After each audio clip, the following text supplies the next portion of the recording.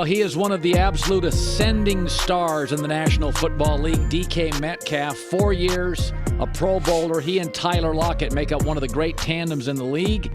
And lucky for us, he's around today, and we're bringing him on the show.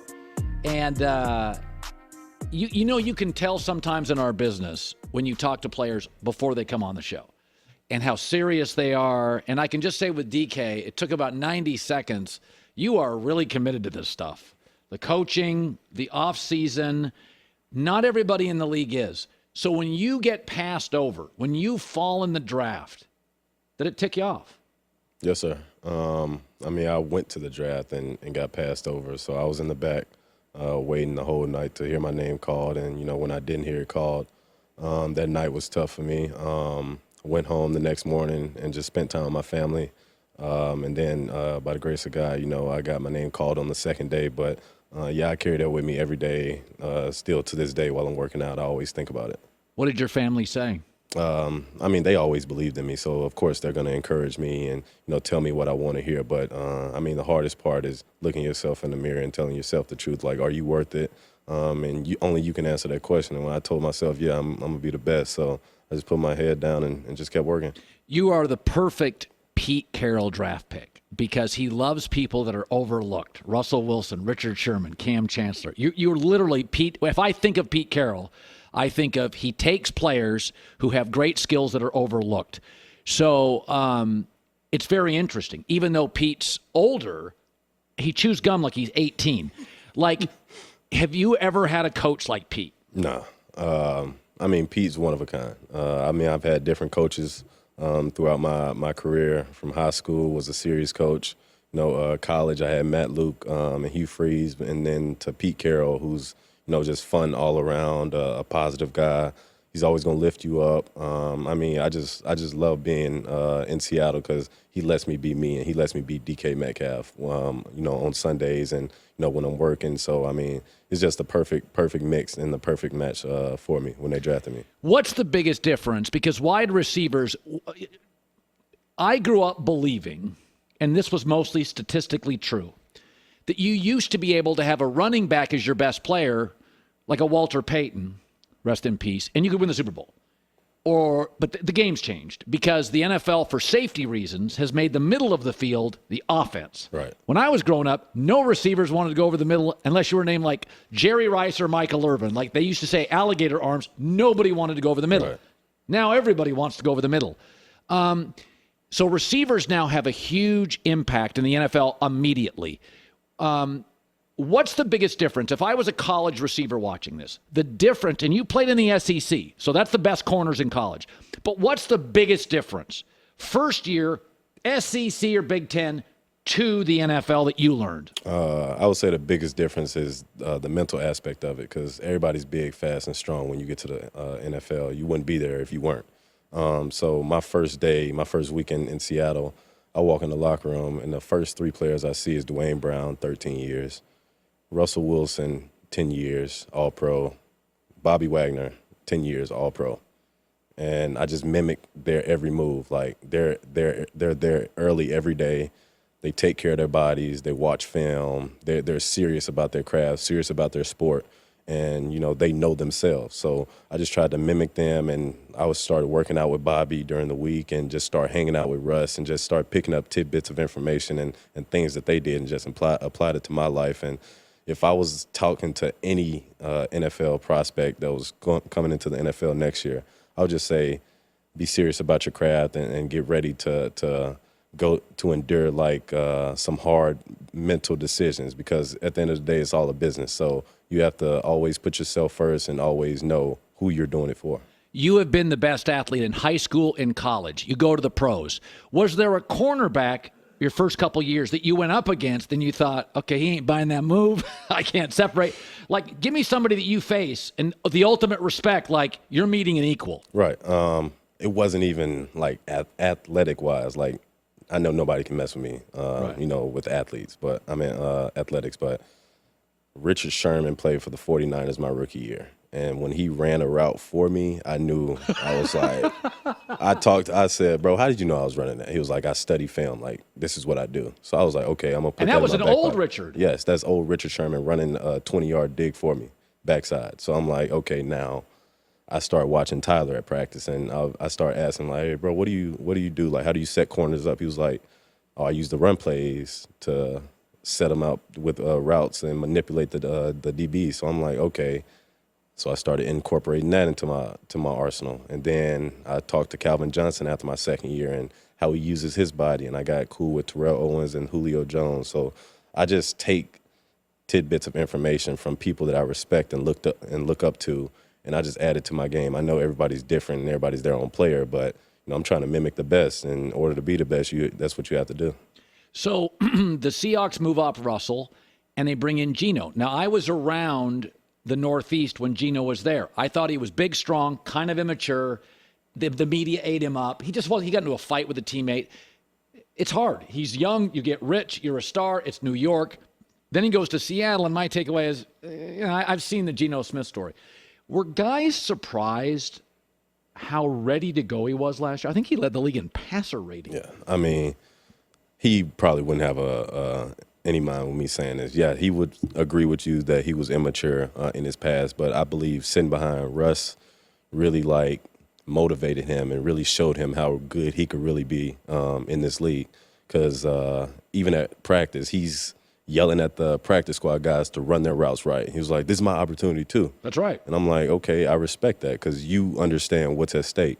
And the year we traded Russ and he's the starter, he comes into training camp and he's locked in, like body-wise, mentally. He's watching film and I saw the transition from, okay, I'm a backup to, okay, this is my team. I'm a starter. Like week 8, he won the locker room over, and he was giving pregame speeches, and people were listening to him and buying into Geno Smith. And, I mean, I believed in him from the start, but just to see the transition from people like, oh, yeah, he's immature, or writing him off to, okay, that's my leader, that's my quarterback. It was just amazing to see. So this draft, are the Seahawks going to lean defense? I don't know. Let me call Pete, and we can talk offset. But, I look at your offense, and my takeaway is at some point get another receiver. Right. You and Lockett are very productive. That's pretty obvious. You can't have enough receivers in this league, correct, period. Offensive line is set. You got 2 tackles, a running back. Do they give you any idea? Like, do you have now? If you do and don't want to tell me, that's okay too. No, I mean, this is the relationship I had with Pete this offseason. I wanted Bobby back on the team so bad. You did? Yes. I would text Pete like, hey, what's up, Pete? How you doing? He was like, good. What you doing this offseason? We shoot the BS for a couple of texts. Then I'll be like, Bobby Wagner. I just sent Bobby Wagner. He wouldn't respond to me. Really? I'll have to call him. I was like, hey, so what's up, man? Are we getting Bobby back? He'll be like, he'll change the subject. So I'm like, all right, I see where this is going. Right. You don't trust me with information. I wouldn't trust me neither, but yeah, I got you. And he wouldn't tell me because Bobby helped shape your career. Correct, yes. I would say Bobby's like a big brother to me who I look up to and respect, and I can tell it's the same with him. That's great. So, Mississippi kid, you end up in rainy, windy Puget Sound, Seattle, my hometown. So when it rains here in L.A., I'm like, oh, it's great. I feel like hometown. Was it a little bit of a culture shock for you? 100%. Coming from the South, I mean, I went to high school and college in Mississippi. And small town kid. Right, exactly. So that's all I knew. So when I moved up to Seattle, it was like, I'm not leaving my house. I'm looking for some fried chicken at a gas station or something. Like the food and my taste palette had to do a whole 180. Right. To where I had to start eating more sushi, and I had to change my eating habits and everything. But, I mean, I love Seattle now. I mean, I didn't when I first moved up there because I wasn't used to it. But now, like, the people they love the Seahawks up there. They love the Seattle Storm up there. So sports is very huge in Seattle, and you can just feel it anytime, you go out and play on Sunday or in the off season when I'm working out. Like, they just love sports, and they want to see you succeed. So, I mean, it's my second home now. I love the people of Seattle. And your family comes and visits you? Yes, sir. Yeah. So the Buda Baker play, Buda, by the way, played high school football, I think in the Kinko area up in Seattle. So he's big up there. That's one of those iconic plays that will be there forever for you. He's running down the sideline, you catch him. I would guess you were a track player. You were a track star in high school. Yes, sir. Okay. And Buda could have been as well. A lot of people always said, was there ever a reservation about chasing him down? Did you think, I'm tired? No. I mean, I saw a pick, and when nobody else going to get him, so why not me? I tried, and I seen I was starting to get close to him, so I was like, all right, yeah, I'm going to catch you. Is there a player in the league, maybe Tyreek? Didn't you race Tyreek Hill? No, sir. Are you the fastest player in the league? I am. On record, I am. You're the fastest player? Yeah. So do you see the respect from corners? Do you see the fear in their eyes when you turn the jets? I mean, do you notice how you're defended because of your speed? I would say my speed plays a part in it, but they also know I'm physical as well. So I sometimes use my speed to my advantage, but not all the time. Not as much as I need to. I try to wear corners down to where in the fourth quarter you're not going to want to guard me or stand in front of me. Get physical with Correct. them? Yes, sir. Do you enjoy the blocking part of it? Yes, I love blocking, especially linebacker. Oh, Pete loves that. Yeah. By the way, Pete loves that. Yeah. The Tariq Woolen, I've been told, is almost as fast as you. No, yeah, Tariq has some real speed. So here's a prime example. Here's a prime example of the NFL. He was a receiver in college, and the Seahawks draft him as a corner in the 5th round, and he immediately explodes. What happened to him in college? You can say it. He said his receiver coach didn't respect him. Yeah, he didn't like him. So he went over to the defense and started playing corner. Well, this is true. Right. Was your first coach? Who was your first position coach in the NFL with Seattle? Nate Carroll. And he embraced you immediately. Mm-hmm, What did he say you have to work on? He would just give me bits of information after every game. So let's say I ran a route wrong or I didn't shave it down enough. He would just coach me on the fly. He really didn't, tell me things that I really needed to work on.